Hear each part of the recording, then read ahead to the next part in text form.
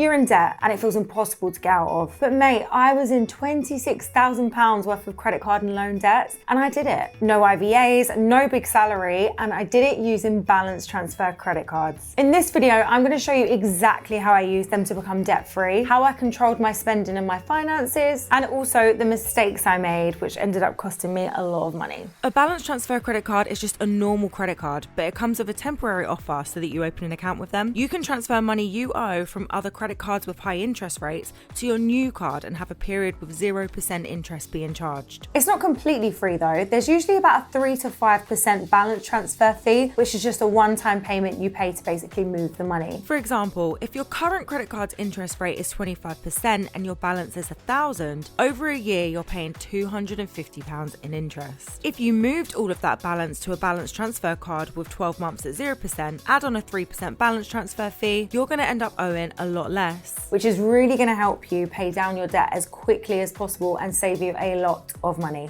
But what's the catch, right? There's always a catch. The credit card company is happy to say, hey, here you go, have a year or two with no interest, because they're hoping we mess up. Any balance not paid off in that 0% time frame goes to normal standard interest rates, just like any other credit card. They've just basically nicked your debt from another credit card company, and they're thinking they're not going to pay this off in time, and then you're going to start paying interest to them. But we are going to be 2 steps ahead. And lucky for you, I've already made all the mistakes, so you don't have to. Here's where I definitely got outsmarted. I was in about £3,000 worth of credit card debt, got a balance transfer credit card, cleared that original credit card and thought, great, I'm going to be debt free soon. I continued to spend on the original credit card, and before I knew it, I doubled my debt.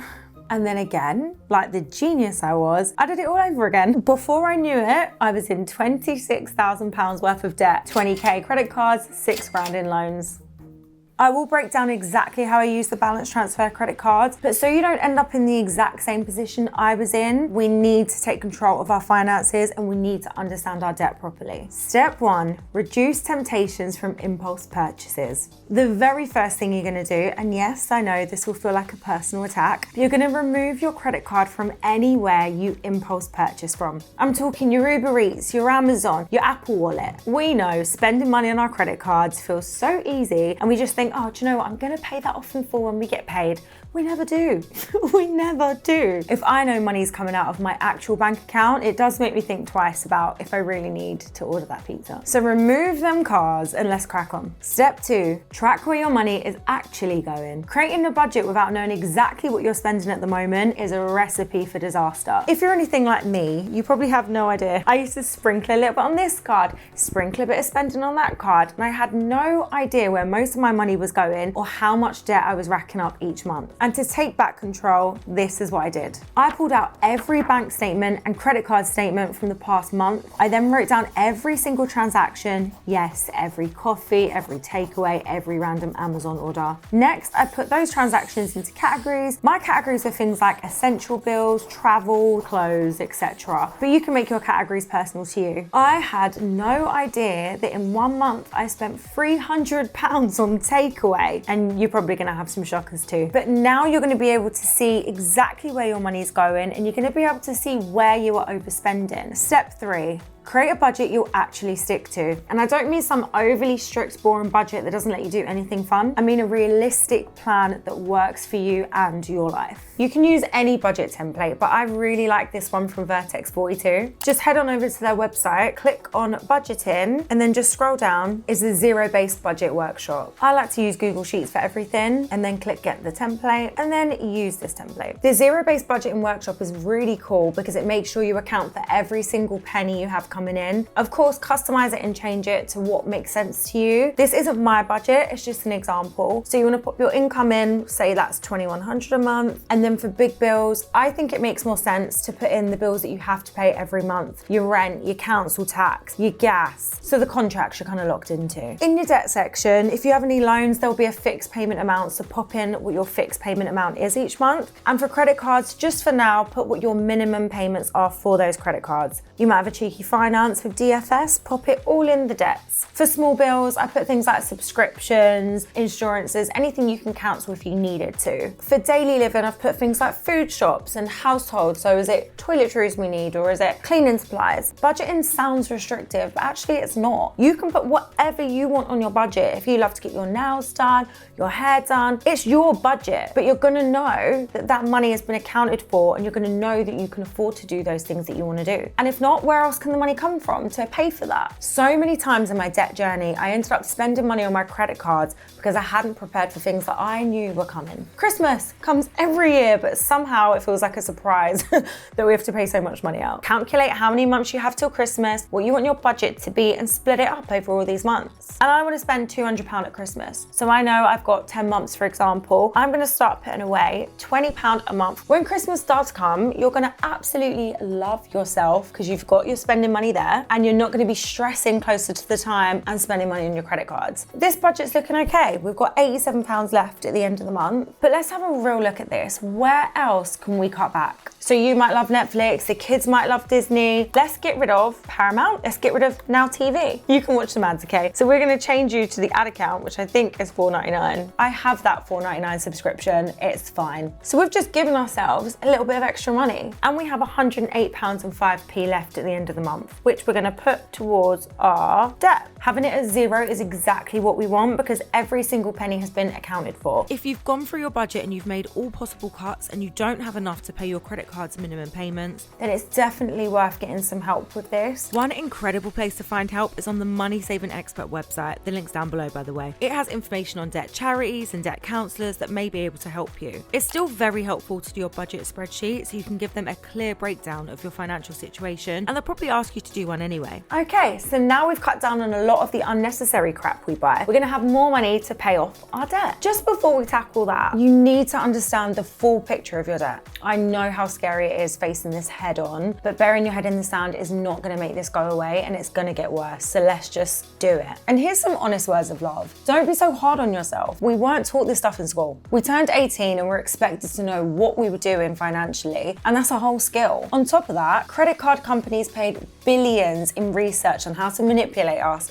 and how to get us to stay in debt. You're not stupid. You don't have to be embarrassed. We may have been a little spenny and irresponsible, but it's fine. We're gonna fix it. Let's create a new page on our spreadsheet, and I want you to download all of your credit card statements from last month. Once you have your statements, list out all of the information about the credit cards. We want your limit, your balance, your interest rate, how much interest you paid last month and what your payment was, and also how much is in your available balance. You can add up all your balances manually, or you can pop in this cheeky equation, equals sum, and then this will tell you how much credit card debt that you have. When we move on to balance transfers, this spreadsheet will be your best friend. And I've also created another tab called total debt. This is where we're gonna track how much debt we have in total. Log into your loan accounts, any more finances, anything else you owe, put it down here. Now we know what we're dealing with, let's get a balance transfer card. Make sure you use a website like Money Supermarket. Not only do they allow you to compare all the deals from different credit cards, they also do a soft search on your credit report, which doesn't affect your credit score. And they can tell you if you're likely to get approved. So pop down to credit cards. I want to transfer an existing balance. I've popped in 15,000 because I have a good credit score, but the higher amount you put in, the less cards you'll likely be shown if your credit score isn't great. Pop your details in and your deals will load. So let's just have a look at some of these offers and break them down. Ideally, you want a card that's pre-approved. This means that if you apply and they accept you, they'll give you the terms on the ad. My first offer is from MBNA. I am pre-approved, which we know means that I would get 31 months if accepted at 0%, which is so generous. By the way, I've personally never had an offer like that. I would get the 3.2 transfer fee, and as it says, credit limit is confirmed when you apply. So next down we have Tesco's. It's 1 month shorter, and then afterwards my interest rate would be lower than Tesco's. Still a great deal, but the other one was slightly better. And we're down to Lloyd's. Very similar interest rate, 2 months less to pay off, but the transfer fee is 1% smaller. For me personally, I would rather have longer to pay it off and pay an extra % in balance transfer fees. this, but you can do your own maths and see if that makes sense to you. So we have M&S. It's the cheapest interest rate so far, but only 9 months at 0%. And also, I'm not pre-approved. If you're not pre-approved and have a 95% chance of approval or lower, the company may accept your application, but they can give you whatever interest rates they want, and they can also give you however many months interest-free they want as well. So this first deal would be the best for me. My general rule of thumb is go for the cards that have the longest 0% period, which you're pre-approved for. What you don't want to do is go for a card that seems like it's going to give you more months, but you're not pre-approved for it. And when you apply, they give you way less months, because they can do that. Pre-approved are safe bets. You know where you stand. You're not going to end up with like a tiddly little 2 months. And if you're not pre-approved, try and go for a card with the longest 0% period, but then also look at the interest rates. You ideally want a card that has a similar interest rate to yours, if not lower, because if they only give you a few months of interest free, when that expires, anything not paid off will be on even higher interest than before. So just keep an eye on that. Step 6, using your balance transfer card. When they approve you, they'll give you your credit limit and ask you which card you want to move money from. I've always been able to do it from multiple cards at the same time, which is quite handy. You don't have to do the balance transfer then and there, but just do it, get it out of the way, and then it's done. In a perfect world, they'll give you a limit that will cover the balances of all of your credit cards, so you can move it all onto 0%. If this is the case, you can go back to your budget, you can use all the money you would have been using for your minimum payments, plus the extra debt amount in the savings section, and use that to pay off your new balance at 0% interest. It will go down so quickly. You might get offered a smaller credit limit that's nowhere near enough to cover all of your credit card debt, but don't worry, this is just the beginning. Even if it's £500, that's still less interest you're going to be paying. Check which one of your credit cards has the highest interest rate and transfer as much of that as you can onto your 0%. And if there's still a little bit of wiggle room, move on to the next highest interest rate credit card and clear as much of that as you can. It will tell you what your new balance is going to be, including the transfer fees, and then just divide it by the amount of months they're giving you 0%. That's going to tell you how much you need to pay a month on this card if you want it to be completely cleared by the end of that 0% period. Now we have the ideal payment amount, pop it in the spreadsheet. We can get rid of the payments for cards 1 and 3 because we moved the full balance to our balance transfer cards, so we no longer need to make a payment. But we do still have card 2 that we need to make a minimum payment for because we didn't move any of that money onto our balance transfer card. As you can see, we don't have enough to pay both, as this number is now minus. As we need to make sure we pay all our minimum payments, we'd have to lower the amount we pay towards our balance transfer card to make sure we're not spending more than we have coming in. Once my balance started going down, there was more wiggle room. They started offering me new 0% deals on the same card. So I was able to move even more of my high interest debt onto a new 0% deal on the same card. It's just the best thing ever. Every penny I had of high interest debt was moved onto 0% deals. I waited 3 months to protect my credit score and applied for a new balance transfer card and was able to move even more onto that one. And also, you can move money from one balance transfer credit card onto the other. It's like magic. When a 0% offer was about to expire on this balance transfer card, I would then look at this balance transfer card and just move it into a new 0% deal. And then this deal was finishing, so I'd move it back onto that card. That allowed me to keep everything on 0% deals minus the 3% transfer fee, and I was just slowly chipping away at that debt. And keeping tabs on this is exactly why this spreadsheet comes in handy. I've added this credit card, which is a new balance transfer credit card. I'm going to put similar information from before, but I'm also going to put information on the balance transfers themselves. I want to know how much is on each 0% deal and when it expires. So on 5 different occasions, I've taken them up on an offer to transfer money from a different credit card. Every time you do a balance transfer, it doesn't merge with a previous deal. It's a new promotion with its own expiry date and its own amount owed to it. So it will show up as 5 different balance transfers on your statements. And when you start making payments on that card, it's automatically going to start paying off the promotion that ends the soonest. So I've highlighted the one ending soonest in red, so I know by the 17th of November, whatever isn't cleared of that £2,231 will go to the standard interest rate of 27%. The others will stay on 0% until their scheduled expiry time.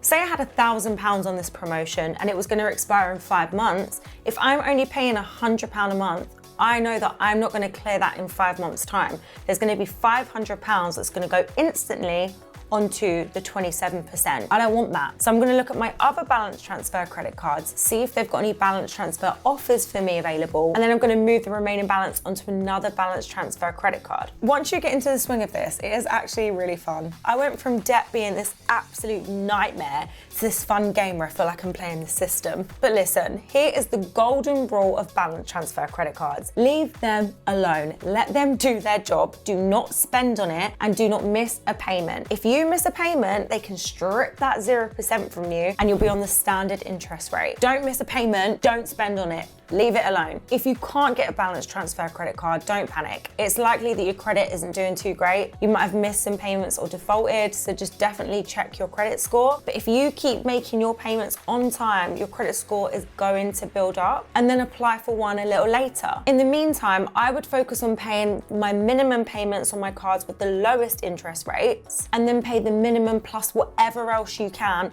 on the cards with the highest interest rates. And then check again if you're eligible in a few months. So now we have our system for paying down the debt. We're gonna update our spreadsheet every single month. I would definitely recommend changing all your payment dates to the same day after payday. That way your statements will all come out roughly at the same time, and then that is when you sit down and update your spreadsheet. I know this feels totally overwhelming, but the second you start, even with a small step, like tracking your spending or creating a budget or just logging how much debt you have, you're already making progress. And this journey isn't about being perfect, it's about being consistent, it's about forgiving yourself when you slip up and never forgetting the reasons why you're on this journey. This is the start of your debt-free journey. I wanna know in the comments, what is your biggest reason for getting out of debt, or what's something you're going to be able to do when you're debt free? And if you found this video helpful at all, I would love it if you would hit the like button and subscribe if you want to see more making and saving money videos. I'll see you soon, and bye.